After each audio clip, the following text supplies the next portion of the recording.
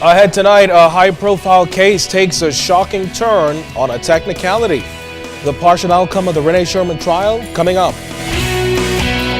The Parliamentary Registration Office kicks into election gear. And a personal health tip on breast cancer. The National Report starts now. Now in HD.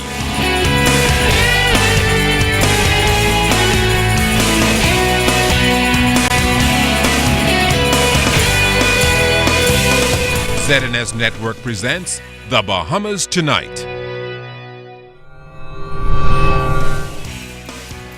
This segment of the news is brought to you by BTC, powered by Lime. Good evening, everyone. I'm Keishla Adderley. And I'm Kendino Knowles. Thanks so much for joining us. Topping the news tonight, after lengthy closed court arguments, which meant only a few days of testimony over 3 weeks, the prosecution of Stephen Sherman's widow and one of her co-accused ended today in acquittal. Today, the judge ordered the jury to deliver a not guilty verdict in respect to the pair, leaving the third accused to answer the charges linked to the 2011 murder of the banker. Our Fern Carey has been following Sherman's case since the start and tells us what led to the mid-trial decision.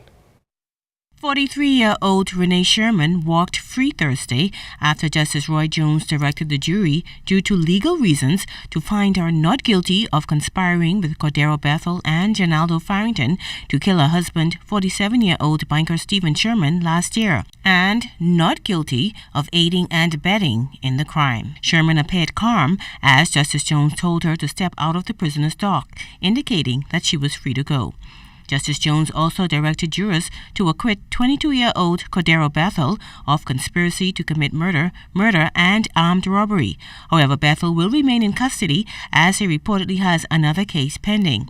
Now, the fact that Sherman and Bethel were discharged is due to a ruling made by Justice Jones on legal issues raised during a trial within a trial. However, we are unable to say what those issues are, as the jury was not present at that time. Meantime, the victim's family had this to say outside court.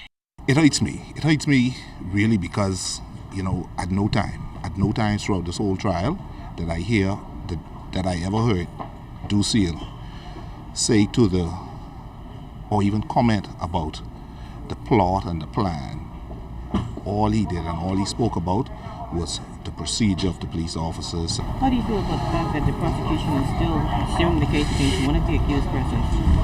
Well, does that bring some consolation to the family? No, it does not. It does not. Attorney Muriel DeSeal, who represented Sherman and Bethel, had this response. The judge did what was proper because the prosecution has to establish their case beyond a reasonable doubt, and obviously they have not done that. So everything seems to be in order.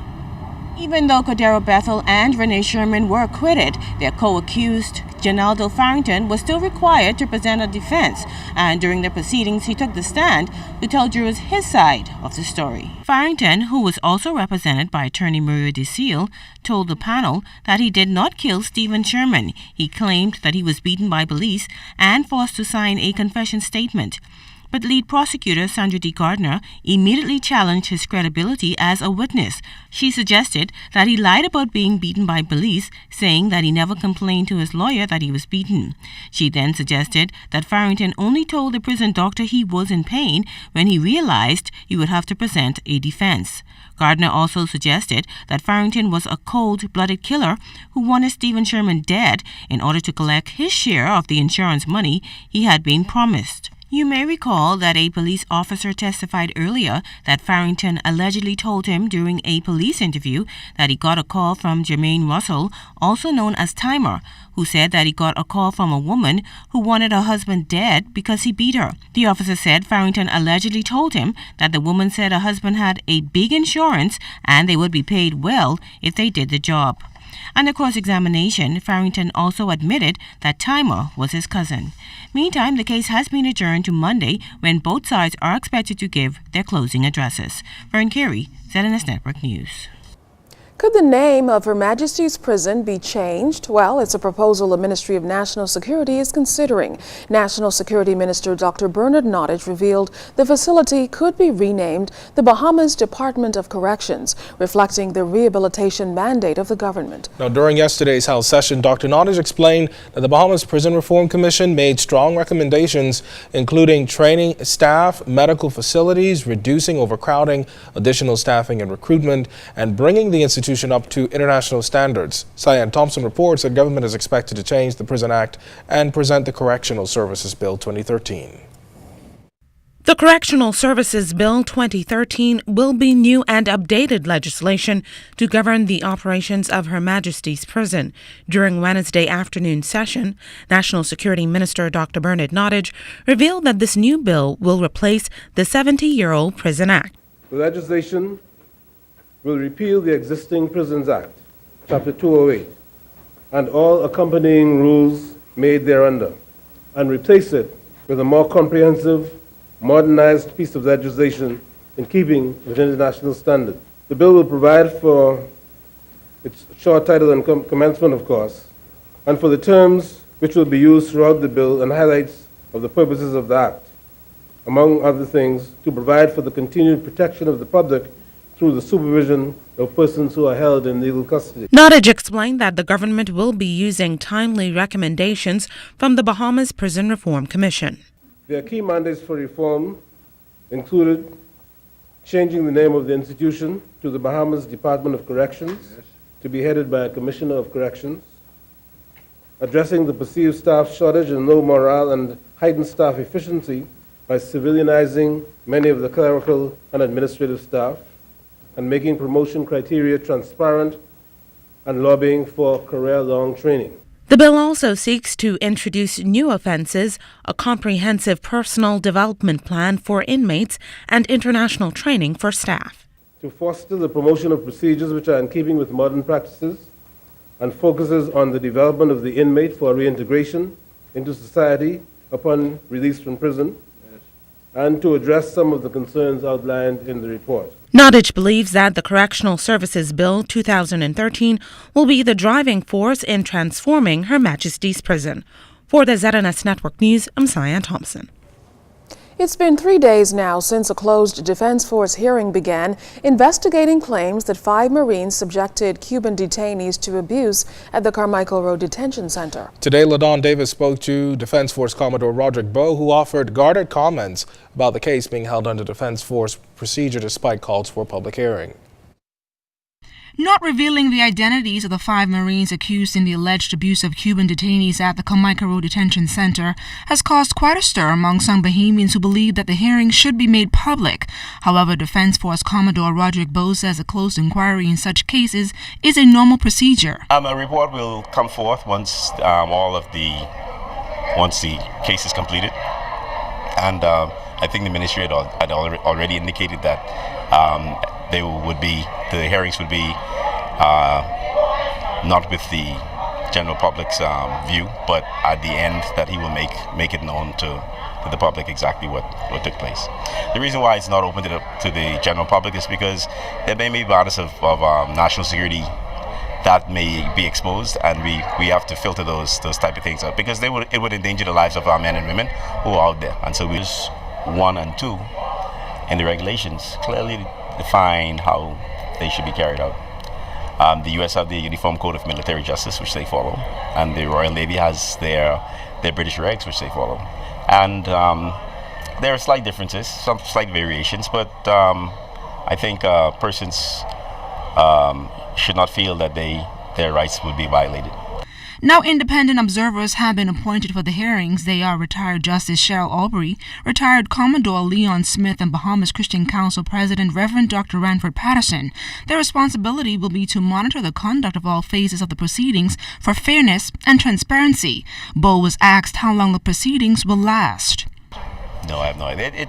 There are so many different aspects of it, the availability of lawyers or the availability of persons who would be given the evidence, the witnesses, and so we would try to make sure that our persons are always in place to make sure that our persons who are hearing have anything to do with the case, the prosecutors and whoever are available for the trial. Commodore Bowe says the reports of the hearing circulating in the media has adversely affected the morale of hundreds of defense force officers, but Bowe believes the awards ceremony on Thursday gave them a little boost. We just wanted to let them know that if they've done nothing wrong, they should not hold their heads down and to remain focused because we have a lot of work to do.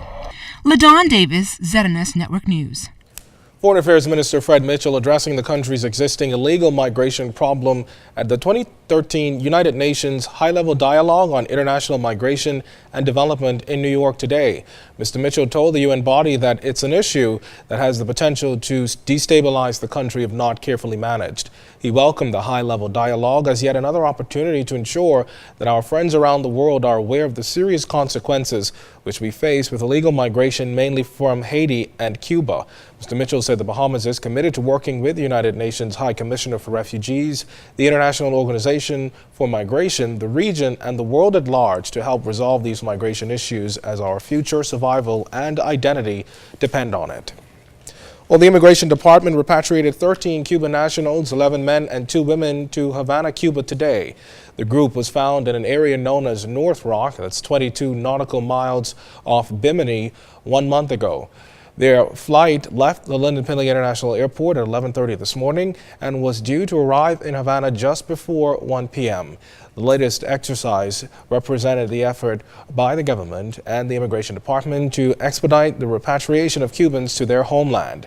Immigrants from that country and their supporters have been involved in an on and off row with the government over abuse allegations.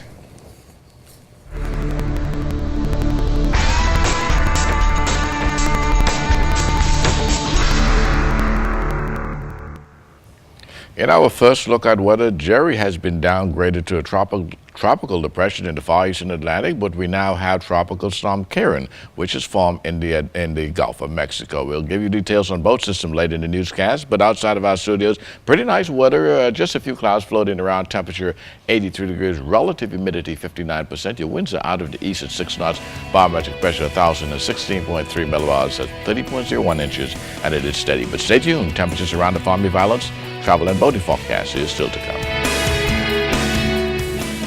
Well, still ahead tonight, the Prime Minister meets the heat. And what you may not know about this familiar doctor.